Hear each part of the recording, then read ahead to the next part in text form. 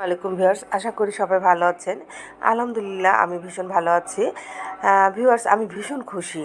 আমার গাছের ছাদে অনেকগুলো স্ট্রবেরি পেয়েছি। গত বছর আমিও স্ট্রবেরি লাগিয়েছিলাম, কিন্তু সাইজটা ভালো ছিল, কিন্তু পরিমাণটা কম ছিল। কিন্তু এই বছর আলহামদুলিল্লাহ অনেক ভালো আমি স্ট্রবেরি পেয়েছি। আশা করিনি যে এতগুলো স্ট্রবেরি হবে, কিন্তু সাইজগুলো খুব ছোট। প্রায় আমি 2 কেজির মতো স্ট্রবেরি পেয়েছি।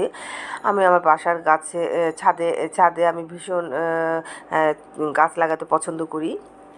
সেখানে আমি বিভিন্ন ধরনের ফলের, সবজির এই ধরনের গাছগুলো লাগাই এবং প্রয়োজনীয় জিনিস যেমন মরিচ, এই টমেটো, ধনেপাতা এগুলো আমার গাছের ছাদে গাছগুলো লাগাই। তো স্ট্রবেরি যেহেতু আমার বাচ্চা ভীষণ পছন্দ করে, আমিও পছন্দ করি।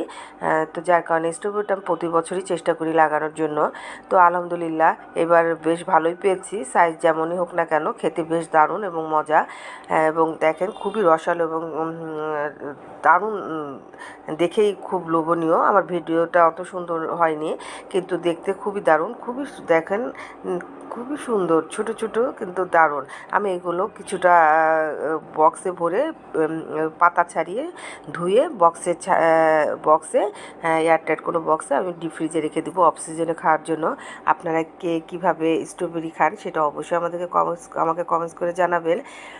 তো ভিউয়ার্স, আপনারাও চেষ্টা করবেন বাসার ছাদে হোক বা আন্ডারে হোক গাছ লাগানোর জন্য। তো দেখেন কি দারুণ দেখতে, খুবই আকর্ষণীয়। তো আপনারা সবাই ভালো থাকেন। পরবর্তীতে আমি নতুন কোনো ভিডিও আপনাদের সামনে নিয়ে আবার হাজির হব। তো আবার সুস্থ থাকুন, ভালো থাকেন। আল্লাহ হাফেজ।